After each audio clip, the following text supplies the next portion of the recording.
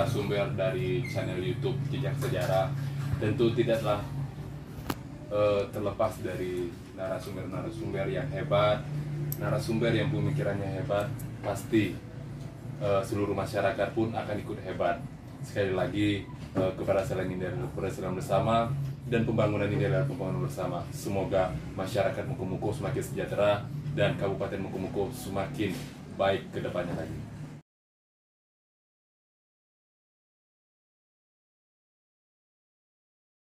Wassalamualaikum warahmatullahi wabarakatuh.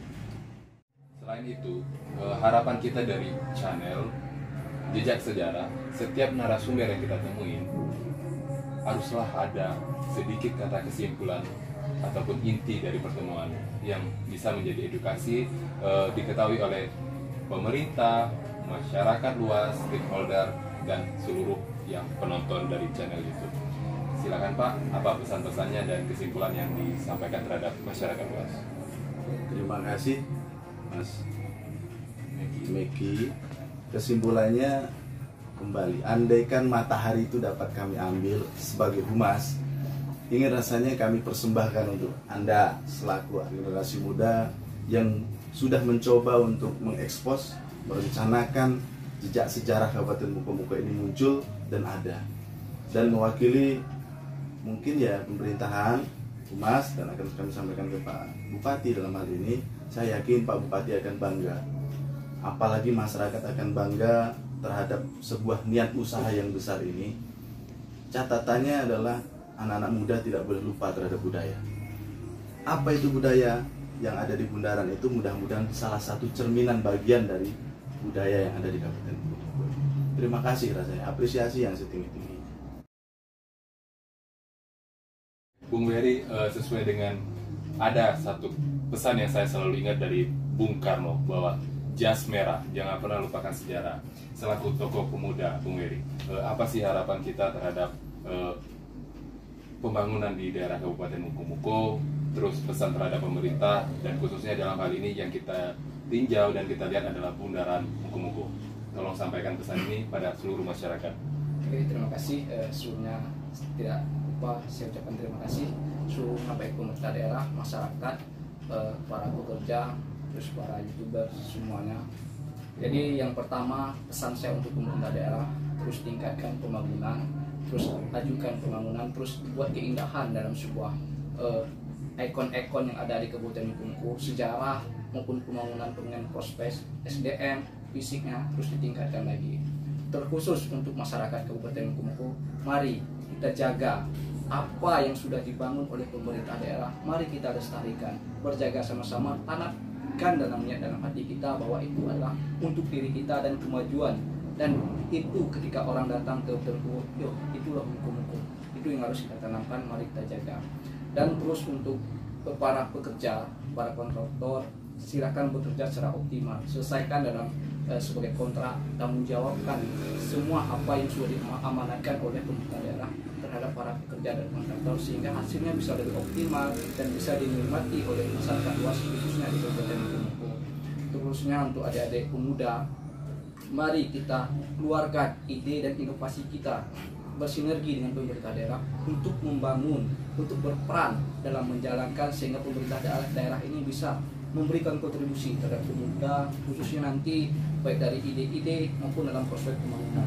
Mungkin itu harapan saya terhadap pemerintah daerah, masyarakat, dan adik-adik pemuda. Mungkin itu kan orang-orang kita ya, pada zamannya itu sudah pernah main ke ini, ke Jogja. Pemain dari Kabupaten Mukumuku gitu ya? Kan masih istilahnya tuh petelur di masyarakat. Ya. Nah dulu ada klub bolanya itu Mukumuku Football Club. Mukumuku Football Club. MPC. Mukumuku Football Club. Itu sekitar tahun berapa? Nah itu sekitar tahun kira-kira saya itu lahir tahun 8, itu kira-kira tahun 40 lah. Tahun 40. Berarti di pada zaman tahun 40 waktu Indonesia belum merdeka, ini lapangan Merdeka di bundaran Muko-Muko itu sudah diperuntukkan oleh para pemain kita untuk menggali bakatnya, bahkan sampai ke ajang di tingkat provinsi lainnya, tepatnya di mana, Yogyakarta. Nah, itulah hal yang sangat membanggakan dari sejarah tentang lapangan Merdeka. Ternyata sebelum Indonesia merdeka pun lapangan Merdeka sudah menghasilkan potensi masyarakat Muko-Muko sebagai pemain terbaik yang tampil di provinsi lain, yaitu tepatnya di Yogyakarta, ya tuh. Kita kilas balik untuk tentang jejak sejarah dari lapangan Merdeka. Dulu kan kita tahu tuh pencahayaannya kurang, sehingga kadang di saat malam hari itu justru hal-hal aktivitas dari anak-anak muda itu tidak terpantau, ya kan, karena cahayanya kurang. Bahkan mungkin tatanan letak dari interiornya juga masih kurang mengikuti perkembangan zaman. Sekarang kan kita lihat udah wajah baru, yaitu pencahayaannya udah terang, bahkan dia udah lapang, ya itu. Kemudian rencana ada ikon dari Lokan sebagai ciri khas dari Muko-Muko. Dan sekarang bahkan ketika kami mendatangi lapangan mereka tuh ada anak-anak sekolah, bahkan beberapa masyarakat itu mengabadikan momen foto bersama di situ. Artinya udah wajah baru tuh. Nah, itu seperti apa sih itu respon dari Datuk melihat ternyata lapangan Merdeka udah berubah menjadi wajah baru dengan ikon yang cukup bagus lah sebagai tempat destinasi wisata bagi masyarakat. Dan kalau saya tuh nengok itu kan memang sudah bagus kan.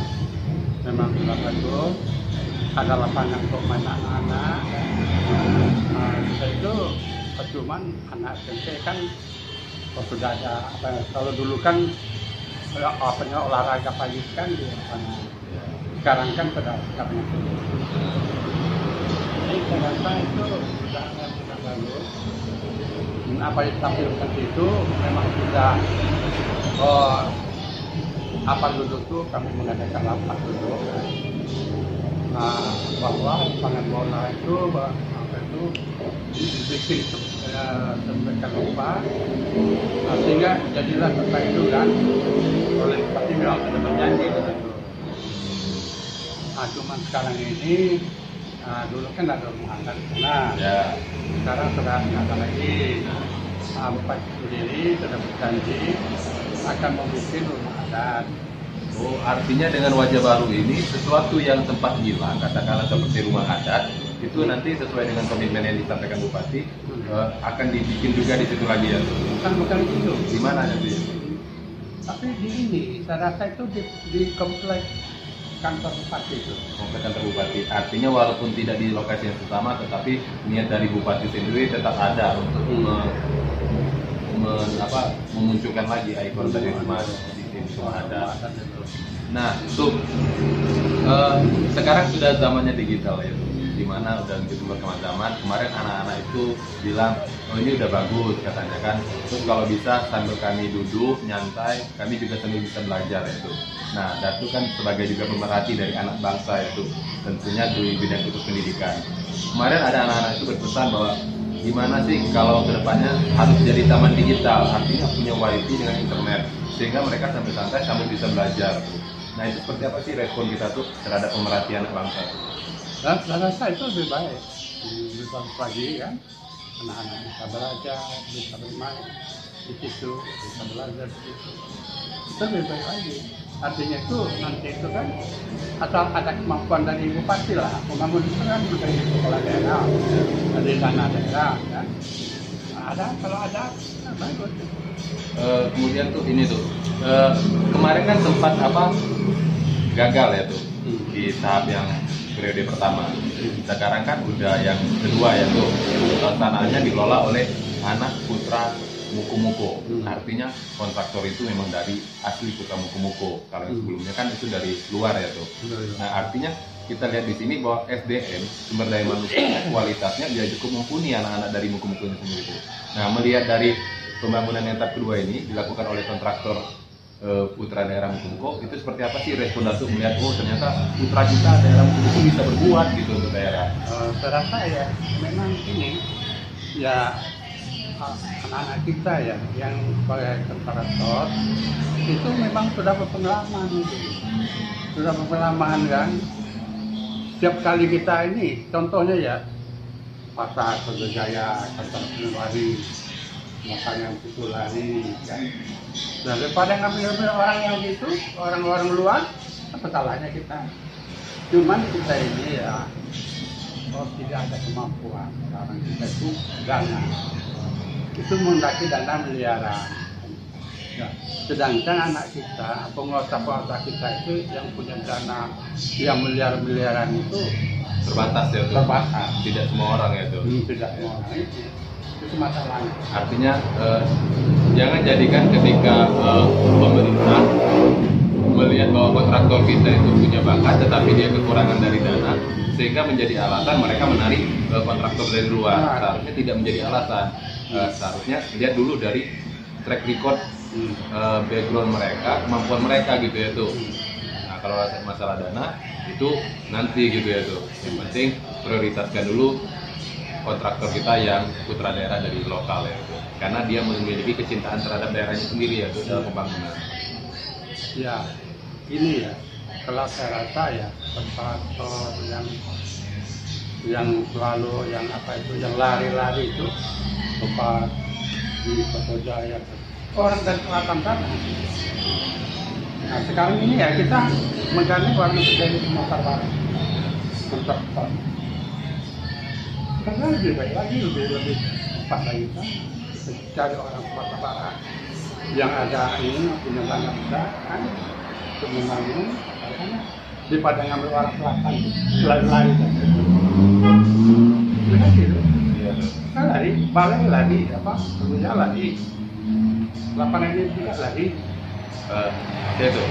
Sekarang kita kembali ke tentang channel kita itu jejak sejarah tuh. Nah, sedikit lagi itu tolong di flashback belakang, dikupas lagi tentang seperti apa sih perjalanan dari lapang mereka sendiri sehingga anak-anak yang melihat nanti masyarakat yang menonton YouTube ini bisa mendapat edukasi pembelajaran dan apa sih inti harapan dari Datu terhadap kemajuan daerah ini khususnya untuk masyarakat.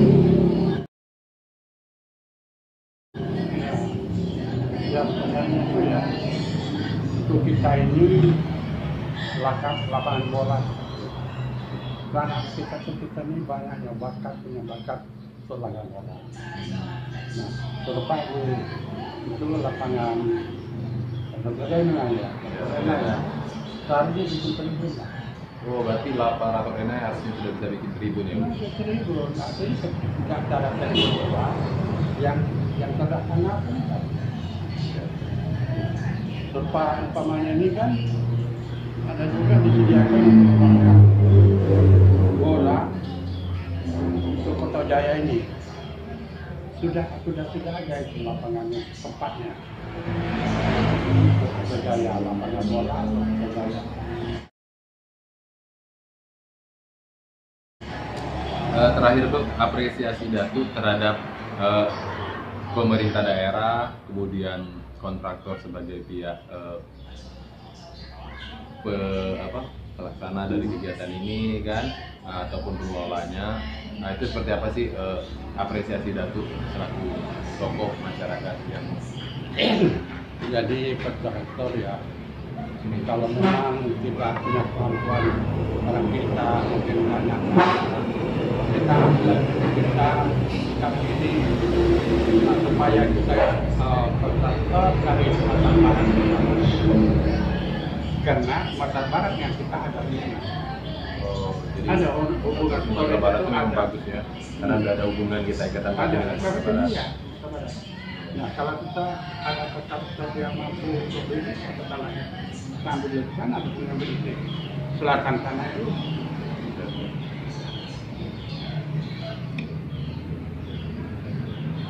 Jadi harapan Datu lapangan mereka sudah semakin bagus, silakan masyarakat memanfaatinya, menyikapinya dan mengelolanya dengan baik ya. Jaga ketertiban dan jaga kebersihan ya.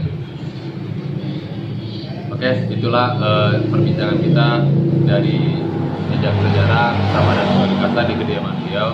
Semoga ini bermanfaat.